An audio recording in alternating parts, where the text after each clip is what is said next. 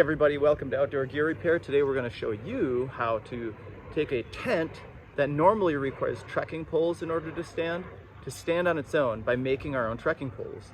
How do you do it? Let's take a look. Here we have a pretty awesome tent. It's a Big Agnes Bitter Springs Ultralight 2. And notice it has one bar, so it's a very lightweight tent because it just has the one rainbow bar that goes over the top. But in the back, it requires a trekking pole right here. And I don't have a trekking pole today. So we're gonna solve that problem by making our own pole. Here's what you're going to need. You're going to need some pole segments. You can get these off of an old tent, or you could order them online. They just sell any number of them online for pretty cheap, Amazon.com or somewhere else like that. You'll need some shock cord. That's the stretchy stuff that goes in the poles. And then this is the key ingredient right here. You'll need some drywall anchors. You know, the little things that you put in the drywall and then you screw it in so like a picture frame doesn't fall. Just those right there. Just make sure the diameter is size that fits in there like that. So you'll probably notice on the side there's two little gaps in there. Just push the tabs out like that so you can access those holes. Then just go ahead and take a snipping tool, any kind of cutter. Scissors would even work. And just give it a little squeeze like that. Trim the edges up.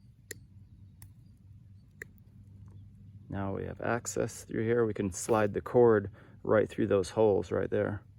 Feed your shock cord right through one side, back out the other, like that, and then tie it off with a little slip knot.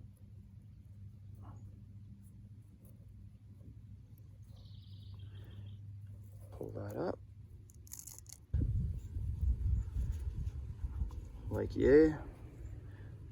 And now we've got this won't pull through now. If you need to cut a pole segment shorter to get the right height, you can just use one of these. They're like $6 at the hardware store. They're for cutting, they're for cutting pipe for plumbing and things like that, like copper piping. You just put it in there, give it a twist down, and then just spin it in a circle. And then once you spin it, you just keep tightening it down. And well, what happens if you cut your pipe right here and you go to insert your thing and look at that? Because of that inside brace, it won't fit. Oh, good crud. Game over. Forget about it. It's actually a really easy fix. You just get one of these things right here. This is what you hang pictures on your walls with, you know, and you just put that right in here. It's fine. Boop. And then you just tie your string off on this. Here's the problem I ran into. The shock cord, it's actually too wide. If I tied it off to this, it won't fit through the hole. So all I'm going to do is just get another piece of string, like a small thin piece of string like this, cut this and then wrap it around this and then attach the shock cord to it. Very simple fix.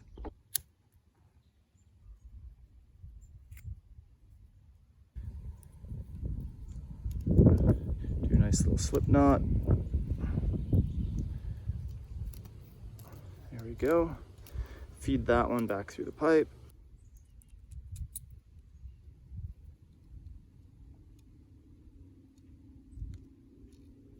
There you go. At this point, you're totally fine right here. That's gonna hold. But I know it's metal. Some people, they don't want metal on nylon. So if you're a perfectionist, well, I'm not a perfectionist, but if you're a practical person like me, you just go the next step. Just get some of this stuff. It's just like a little rubber that shrinks when you heat it up. You can order this stuff online too. You get it, I think 3M or somebody makes it. Slide it around there and then just take a lighter and heat it up.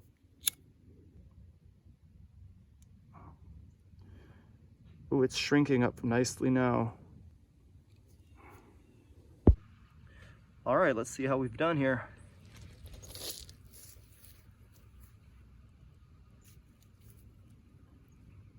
Hey, what do you know? Pretty darn good fit.